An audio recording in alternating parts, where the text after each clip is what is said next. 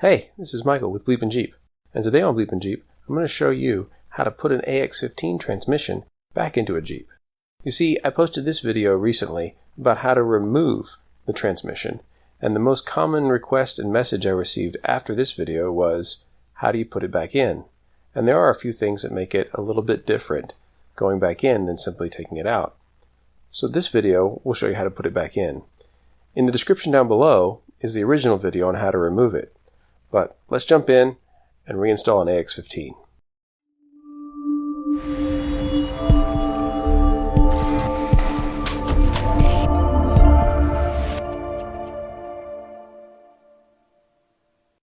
Alright, while your transmission's out, you want to inspect your clutch. This is where the transmission output shaft, or I guess the input shaft, goes. And so this is the back side of your clutch. You want to make sure it's dust and grease free, and then these fins should not be thin and worn down. They should all be there. If any of them are missing or they're worn away, it's time to do a replacement. I had to do that last time I was in here, so this is new with not very many miles on it yet at all. Let's take a quick peek inside the bell housing before we put this all back together. A couple parts here to know. This is the clutch fork, and this is your throwout bearing. This needs to be replaced from time to time. It comes with a new clutch kit. What happens here is the clutch fork is held here at a pivot point with a small spring, and on this side, this is where the clutch pedal comes through. So when you press the clutch, it's actually pushing on this and sliding this forward. What happens is the throwout bearing slides forward, pushing on those fins I showed you on the back of the clutch, and then that disengages it. So when it's disengaged, it allows the engine to continue turning, of course, but the power doesn't make it to the transmission. So that's how this works. This throwout bearing is relatively new, but over time these have to be replaced as the bearings wear out.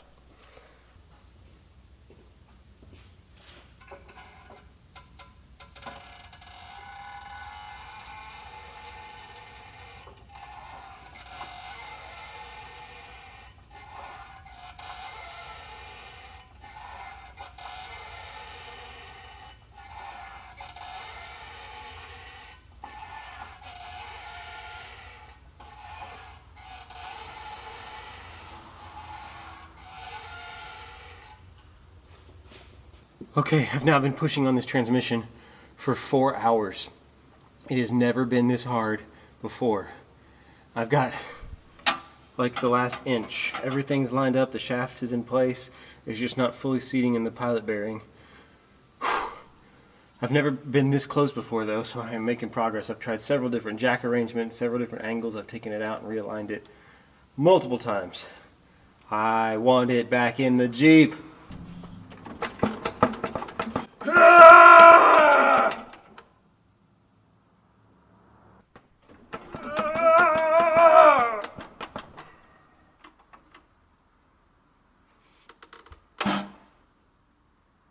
Wait, what?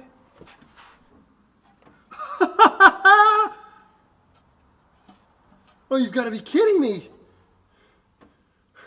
I wasn't even trying to push it in. Oh man! I just released. I just bumped the jack trying to move around. Holy smokes! Is it on both sides? Oh yes! Ah! Ah! Holy smokes, okay, get a bolt in before I touch anything.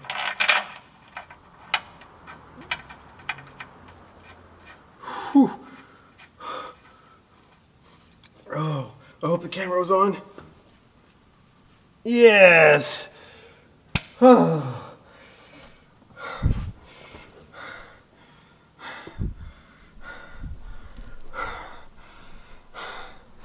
That is fantastic. 4 hours, 6 batteries, over 2 days, and I wasn't even trying to push it then. I just bumped my jack stand system trying to move myself around underneath. Woo, baby! This is probably better as a two-man job. But when you get it lined up perfectly, It just slides in with almost no effort. Whew! Yeah! Once you get it lined up and slid together, bolt it in. Now's a great time to replace the 2 Torx bolts. Okay, I'm going to start up at the top, put some blue thread locker on my bolts here. These are the ones I use to replace the weird star things that you're going to have. So I'm going to put a little bit of thread locker on the end, start up at the top, and work my way around.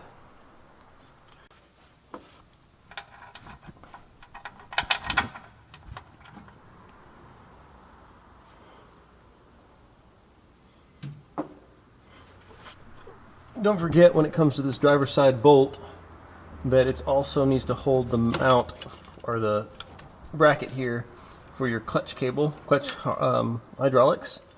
So go ahead and slide that through there.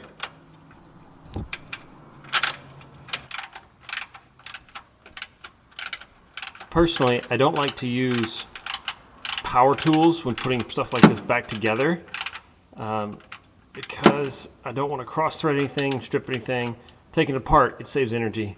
But putting it back together, stuff like this, especially when you're dealing with aluminum, sometimes steel and aluminum here, I just do it by hand. I think it's a good idea. When you hit the clutch, this moves out. It pushes here on the back of the clutch fork, moving the throwout bearing forward, pushing those fins in, and releasing the pressure on the clutch. That's how this whole system works. So putting this back on, it's not too difficult. Maybe a little grease. Oh, it's greasy still. Okay, so you just set it right there. You're going to push it in. It's going to take some effort to get it to line back up. So you're going to have to push it and then hold it till you get those screws on there because it's pushing back against you with the hydraulics. Okay, we're working our way around. Remember, this is the crankshaft position sensor. We connect that back up at top of the engine. I didn't mention this before, but the main reason I didn't want to take it off of here at the time is this thing is carefully calibrated. The distance between it and the flywheel is extremely precise. So remove it if you must, and then know that when you reinstall it, there's a way you're supposed to calibrate it between it and the flywheel. If it's too far away, it won't register things correctly and it'll give you starting issues. So that's why I prefer, since I know that this is working, prefer to disconnect it at the engine side. This is pretty delicate stuff here. It goes right in the very top of the transmission. So I'm going to make sure it's very clean, moisture free, grit, dirt, completely clean. And then I'm going to put some petroleum jelly on it here, this plastic tip. And then around the spot here, on all the way around that. So I'm going to lube it up.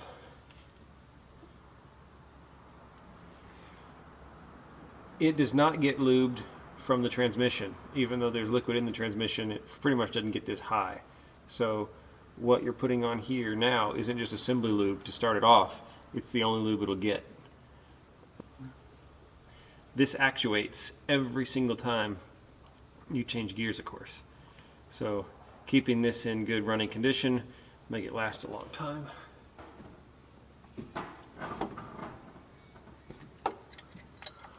You want to make sure that these slots latch in on the, there's two, so you can see one pin right here. There's 2 pins, so it's got to slide down past those pins.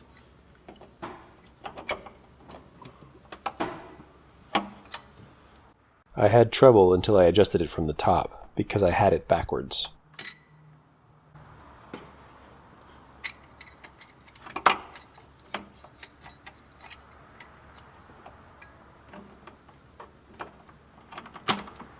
There we go. Just kind of snaps down. And then those pins also catch on this here. So with it in the spring, we're going to line it up.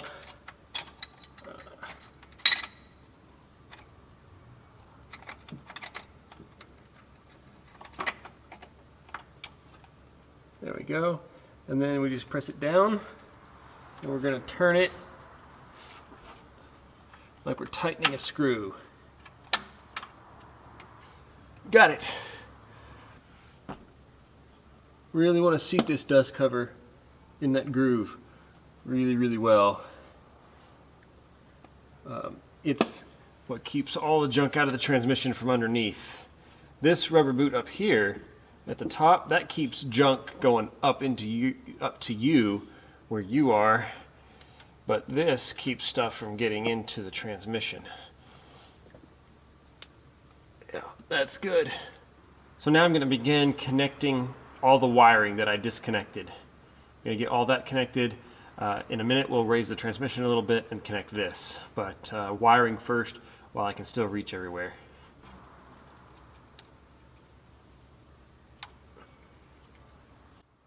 Don't want to forget to reconnect the breather hose. Remove the small piece of paper towel to keep it clean. Grab the hose, slide it back over the coupling, and then using a pair of pliers, I'm going to grab the ring, open it up, and slide that ring back down in place, kind of over that nipple. Keep it locked in place.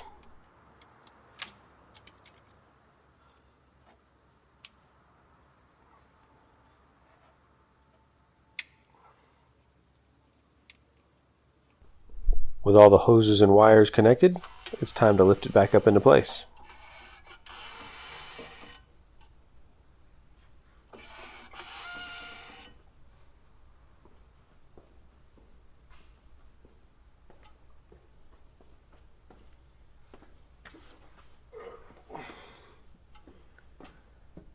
Now I'm going to connect the shift linkage, and I'm going to do it back this way. No, this way. No. How do I get it? Okay, up and over. And then back here, it should just pop into the shift arm.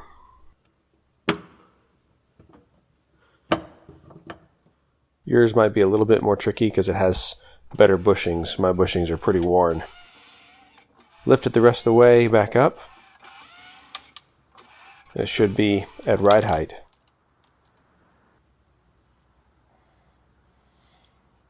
Now I want to install the base plate that connects to the mount, the skid plate. It also hooks on and holds the exhaust. It's a connection point for the exhaust. I found it extremely difficult to line this up with the tensions that were on it and get it correctly in place so I could thread the bolts.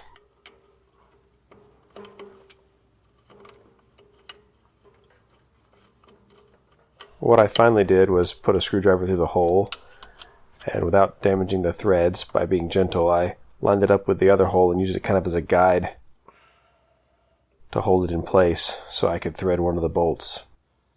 It worked pretty well.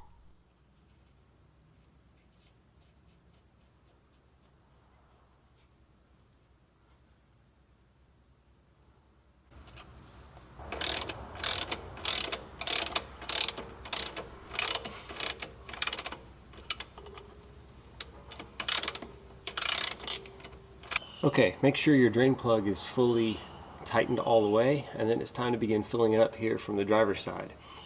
I have this really cool pump thing that just screws right on the top of an oil bottle and pumps the fluid in. It's much easier than trying to figure out how to get a funnel system up here as you're working uphill. But let's talk about fluid. The capacity is 3.7 quarts, or I just fill it up until it begins draining back out. Have a rag handy and then put your plug in. But here's the big question, is what do you put inside? And there's a lot of misinformation, partially because Jeep published the wrong things in the owner's manual for a number of years, and it took a while to get it corrected. So the misinformation is this: a lot of recommendations still exist that you need to use GL5 fluid. You absolutely should not use GL5 fluid because the additives in it will eat your brass synchro rings over time. It needs to be GL 3 or 4. To simplify that, what that means is, let me just make it real easy for you. It's supposed to be 75 W90 gear oil. What I like to use, and what is actually decided is runs the best in AX15 transmissions, is Redline MT90. It is a synthetic lube, somewhat expensive, but it runs really well, and you avoid any of the synchro eating issues. Alternatively, You can also use, and that's actually what I'm pumping in right now for a first time. We'll test it. I took out the MT90 when I drained it just now, and for comparison, I'm pumping in what is rumored to work really well. So we're going to give this a shot. This is just simply 5W30 motor oil. And I know this is going to blow up in the comments, but 5W30 motor oil is rated on a different viscosity scale than gear oil. So 75W90 gear oil is very similar to 5W30 motor oil. And a lot of people have had great success running this in their AX15s, so I decided to give it a try. I will let you know in the future how it worked, but that's what's happening right now. So go ahead, let the battles begin in the comments. Just know that there are some misinformation out there. Haynes misprinted it, Jeep even misprinted it for a long time. Asen, who makes the AX15, has come out and said 5W30 motor oil is just fine. But time to fill it up.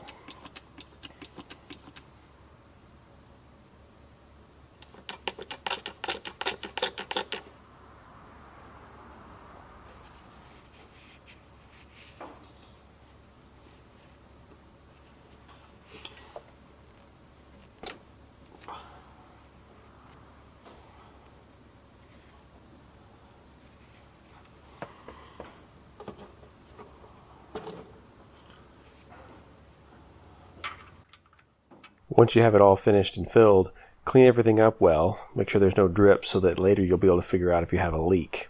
And then it's time to bench press back in that skid plate to put it back where it goes.